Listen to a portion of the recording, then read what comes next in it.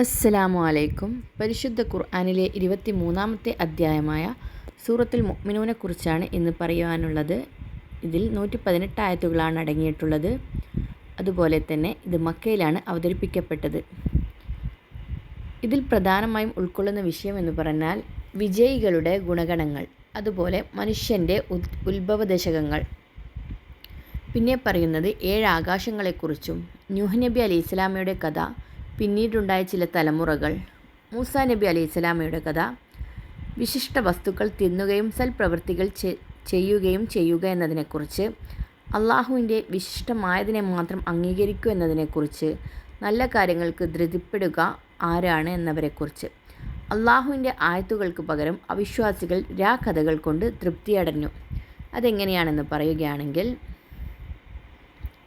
എൻ്റെ തെളിവുകൾ നിങ്ങൾക്ക് ഓതിക്കേൾപ്പിക്കപ്പെടാറുണ്ടായിരുന്നു, അപ്പോൾ നിങ്ങൾ പുറം തിരിഞ്ഞു പോകുകയാണ് ചെയ്യാറുള്ളത്. അതായത് ഇത് സത്യനിഷേധികളെക്കുറിച്ചാണ് ഇത് പറയുന്നത്. ഇനി ഇതിൻ്റെ വിശദീകരണം പറയുകയാണെങ്കിൽ, മനുഷ്യന് അനുഷ്ഠിക്കുവാൻ കഴിയാത്ത ശാസനകളൊന്നും അള്ളാഹു അവരിൽ ചുമത്തിയിട്ടില്ല.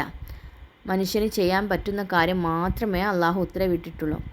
അവർ പ്രവർത്തിക്കുന്നതെല്ലാം രേഖപ്പെടുത്തി സൂക്ഷിക്കുന്നുമുണ്ട്. പക്ഷേ അവിശ്വാസികൾ അതൊന്നും ഗൗനിക്കാതെ അന്ധതയിലും അശ്രദ്ധയിലും കഴിഞ്ഞുകൂടുകയാണ്.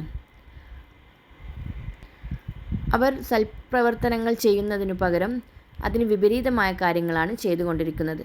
അവർ ഖുർആനെ ആക്ഷേപിക്കുക, നബിയെ പരിഹസിക്കുക, സത്യവിശ്വാസികളെ ഉപദ്രവിക്കുക മുതലായവയാണ് ഇവരുടെ പ്രധാനപ്പെട്ട ജോലി. അവർക്ക് നൽകപ്പെട്ടിട്ടുള്ള സുഖസൗകര്യങ്ങളിൽ വഞ്ചിതരായി തങ്ങൾക്ക് എന്തും ചെയ്യാമെന്ന നിഗമനത്തിലാണ് അവരുള്ളത്.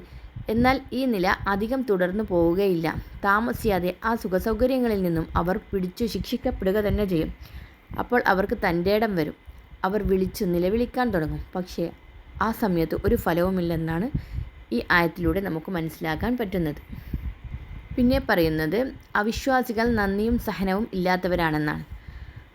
അതുപോലെ അന്ത്യനാളെ നിഷേധിക്കുന്നവരുടെ ചില പ്രസ്താവനകളും മറുപടിയും. തിന്മയെ തടയുന്നത് നന്മ വഴിയായിരിക്കണം.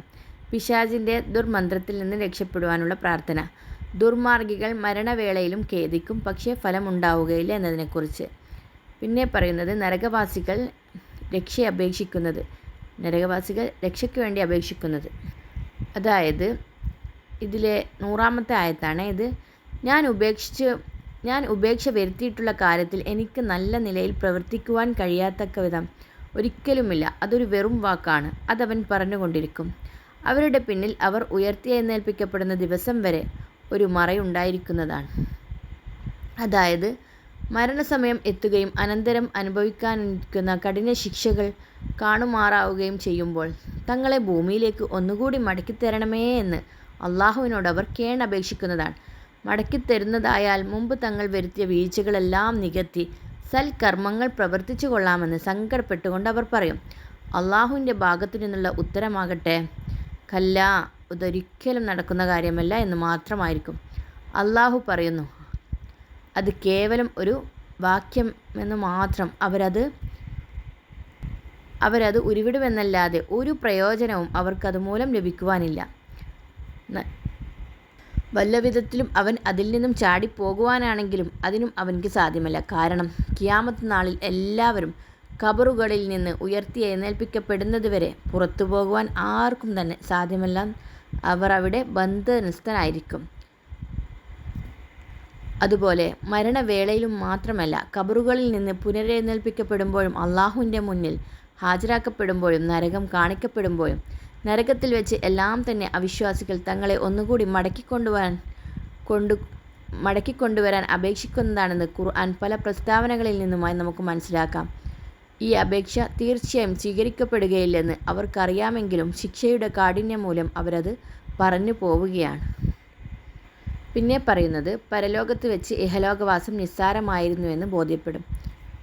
അതായത് ഇവിടെ ഉദ്ദേശിക്കുന്നത് ഇഹലോക ജീവിതത്തെ സർവപ്രധാനമായി ഗണിച്ചുകൊണ്ട് പരലോകത്തെ നിഷേധിക്കുകയും അവഗണിക്കുകയും ചെയ്ത അവിശ്വാസികളോട് നരകത്തിൽ വെച്ച് അള്ളാഹുവിൻ്റെ ഭാഗത്തു നിന്നുണ്ടാകുന്ന ചില ചോദ്യങ്ങളും അടക്കവയ്യാത്ത സങ്കടത്തോടുകൂടി അതിന് അവർ നൽകുന്ന മറുപടിയുമാണിത്.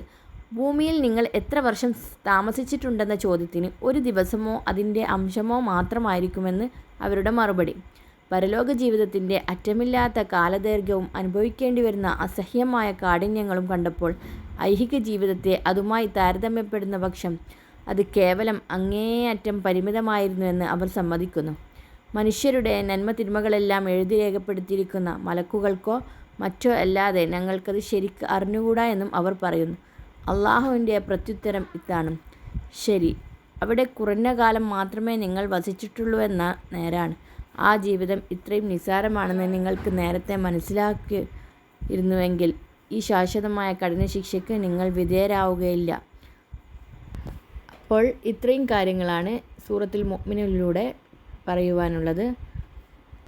നമുക്കെല്ലാവർക്കും അള്ളാഹു ഖുർആൻ പഠിക്കാനും പഠിപ്പിക്കുവാനുമുള്ള തൗഫീക്ക് നൽകി അനുഗ്രഹിക്കുമാറാവട്ടെ. അതുപോലെ ഞങ്ങളെല്ലാവരും അള്ളാഹു സജ്ജനങ്ങളുടെ കൂട്ടത്തിൽ ഉൾപ്പെടുത്തി അനുഗ്രഹിക്കുകയും ചെയ്യുമാറാവട്ടെ. ആമീൻ. വആഖിർ ദഅ്വാനാ അൽഹംദുലില്ലാഹി റബ്ബിൽ ആലമീൻ. അസ്സലാമു അലൈക്കും വറഹ്മത്തുള്ളാഹി വബറകാതുഹു.